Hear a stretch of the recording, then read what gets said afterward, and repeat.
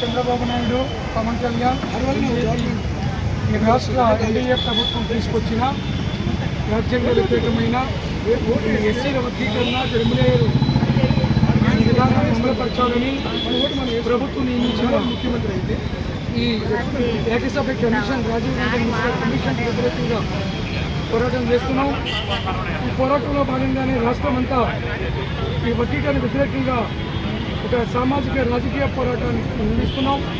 కాబట్టి రాజ్యాంగ వ్యతిరేకమైన మెజార్టీ ప్రజల భావాలకు వ్యతిరేకంగా, మెజార్టీ ప్రజల మనోభావాలకు వ్యతిరేకంగా రాష్ట్ర ప్రభుత్వం తీసుకొచ్చిన ఈ వర్గీకరణ కమిషన్ రద్దు చేయాలని చంద్రబాబుని డిమాండ్ చేస్తున్నాం. మరి మీరు ఏమైనా దళితుల కోసం చేయదలుచుకుంటే ప్రతి కుటుంబానికి 2 ఎకరాల వ్యవసాయ భూమి పట్టాలు ఇవ్వండి.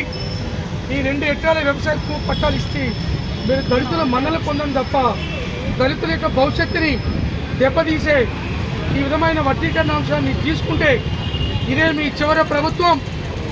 మరి తెలుగుదేశం కానీ, జనసేన కానీ, బీజేపీ కానీ మీ పార్టీలకు, మీ ప్రభుత్వాలకు ఇదే చివరి ఎన్నికలు, చివరి ప్రభుత్వం అని దళిత బహుజన పార్టీ తరఫున మీ ప్రభుత్వాన్ని హెచ్చరిస్తున్నాం. ఈ రాష్ట్రంలో 50% దళిత జాతులు ఉన్నాయి. మరి మీ సామాజిక వర్గం 2% కూడా రాష్ట్రంలో లేరు. ఈ 50% జనాభా తిరగబడితే మీరేమైపోతారో ఆలోచించుకోండి.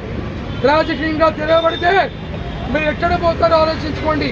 కాబట్టి మీ గౌరవాన్ని మీరు కాపాడుకోండి. ఈ దుర్మార్గమైన రాజ్యాంగ వ్యతిరేకమైన అంబేద్కర్ ఆశయాలకి వ్యతిరేకంగా ఉన్న దళితుల మధ్య చిచ్చు పెట్టే ఈ ఎస్సీ వర్గీకరణ నిర్ణయాన్ని, క్రిమినల్ నిర్ణయాన్ని తక్షణ ఉపసంహరించుకోవాలని చంద్రబాబు ప్రభుత్వాన్ని దళిత భోజన పార్టీ ఈ సందర్భంగా డిమాండ్ చేస్తున్నాం. కాబట్టి మెజార్టీ ప్రజల యొక్క మనోభావాలు గౌరవించండి.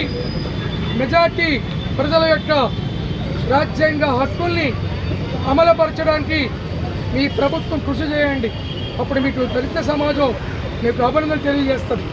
అంతే తప్ప ఇప్పుడిప్పుడే కాళ్ళు మరి నడక నేర్చుకుంటున్న మా దళిత సమాజం విద్య, ఉద్యోగం, జీవన రంగాలలో అన్ని రంగాలలో ఇప్పుడిప్పుడే అడుగులు వేస్తున్న దళిత జాతి కాళ్ళు నరికే ఈ వర్గీకరణ విధానంగా కొనసాగిస్తే బిడ్డ ఈ రాష్ట్రంలో కోట్లాది మంది దళితులు మీ ప్రభుత్వాల మీద, మీ పార్టీల మీద తిరుగుబాటు చేస్తారని ఈ సందర్భంగా దళిత బహుజన పార్టీ డిమాండ్ తెలియజేస్తున్నాం.